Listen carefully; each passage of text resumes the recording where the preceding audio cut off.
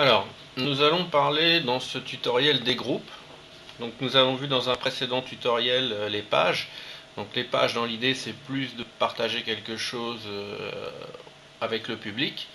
L'idée des groupes, c'est plus quelque chose de fermé. On partage avec évidemment d'autres membres certaines publications.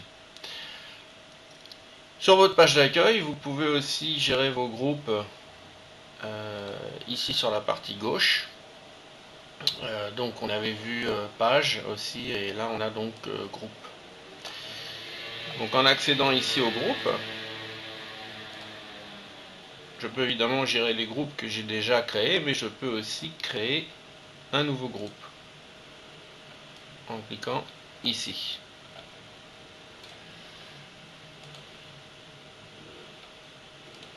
Je lui donne un nom.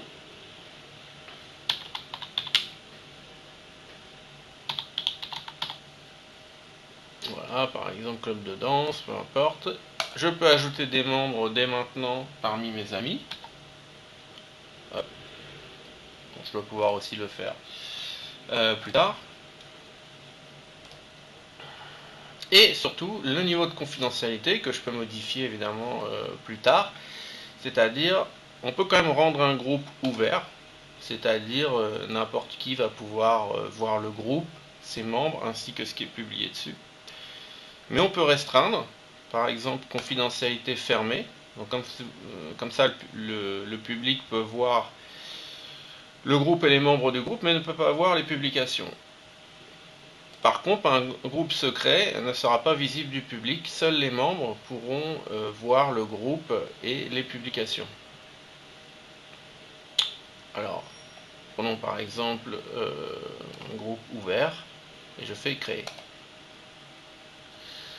Alors on va choisir quand même un membre, sinon il va pas vouloir que je le crée. Voilà, créer. C'est bon. Bon, là c'est un petit peu gadget, on peut choisir une icône pour le groupe. Ok. Voilà.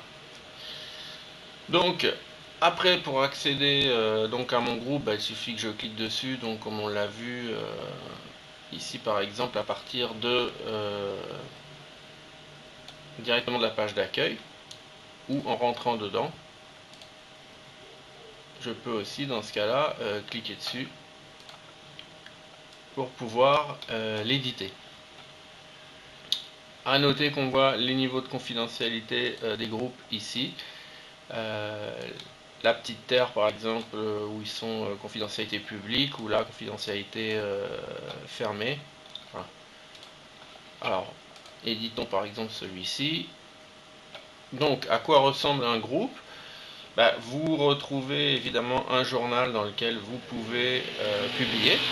Donc là, ça fonctionne exactement pareil comme un profil journal d'un profil personne. Hein. Écrire des choses, publier des photos, des vidéos ou des liens de contenu qu'on a vu sur d'autres sites.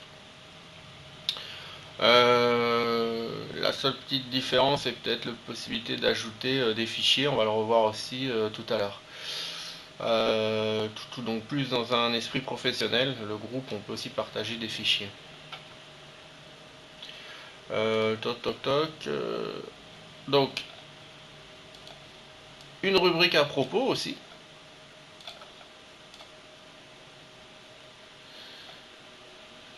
La confidentialité du groupe, donc qui est notifiée ici, là par exemple, c'est un groupe ouvert.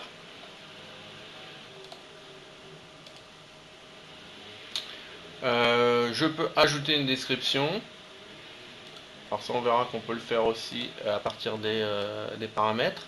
Mais je peux le faire aussi dès maintenant, ajouter une description dans la rubrique à propos. Les membres. Donc ici, on va pouvoir donc gérer les membres ou en ajouter d'autres. Donc gérer les membres existants ici. Ou bien ajouter un nouveau membre. Quand on ajoute un nouveau membre, on peut lui définir ses droits quelque part. On peut aussi les modifier après. Par exemple, là, si je prends Bobby Marley, je peux cliquer dans ce cas-là sur la petite roue ici pour lui modifier ses droits, enfin son statut. Par exemple, je pourrais le nommer administrateur pour qu'il ait vraiment le droit de renommer, regérer les membres et les différents paramétrages, qu'il ait tous les droits. Je peux aussi choisir de supprimer la personne du groupe, en tant qu'administrateur bien entendu. Voilà, je peux ici trouver d'autres membres à ajouter.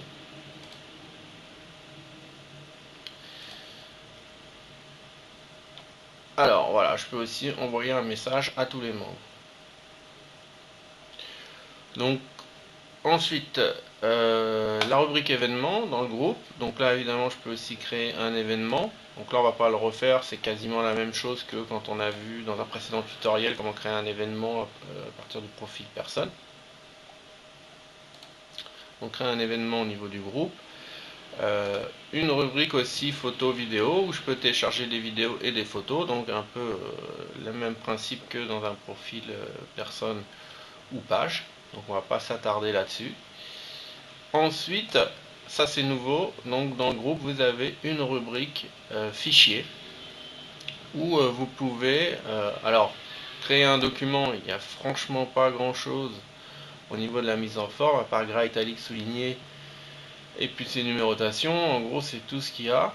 C'est pas ça le plus intéressant je pense, mais plutôt la possibilité de télécharger un fichier et donc de partager des fichiers au sein du groupe, ce qui donne donc un aspect un peu plus professionnel qu'un profil normal.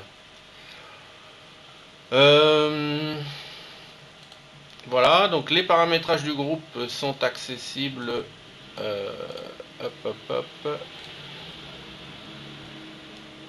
ici à partir de la petite roue crantée.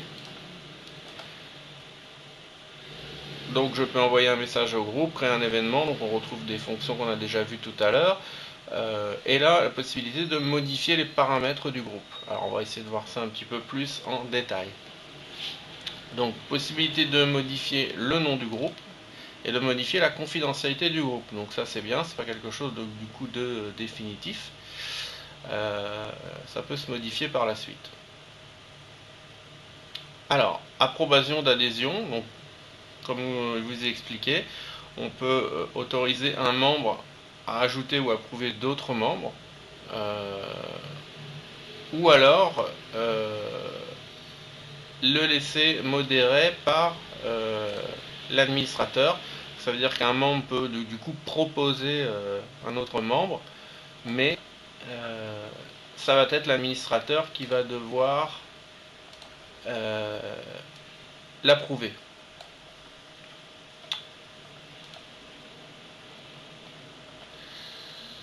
Définir l'adresse du groupe, alors ça c'est intéressant. Vous pouvez vous créer donc une sorte d'adresse mail pour le groupe, donc qui se terminera par @groups.facebook.com.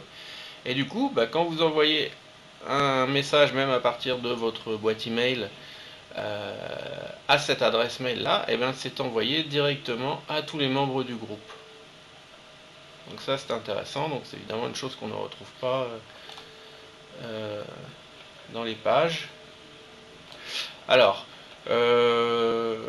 une description, donc ça on l'avait vu tout à l'heure, je peux définir une description pour mon groupe. Et les permissions. Alors, permission de publication, seuls les membres peuvent publier dans ce groupe ou seuls les administrateurs peuvent publier dans le groupe. Donc ça dépend, quand on l'a vu tout à l'heure dans la gestion des membres, si vous définissez quelqu'un comme administrateur ou pas. Donc après vous dites si voilà, tous les administrateurs peuvent publier ou tous les membres, administrateurs compris, peuvent publier.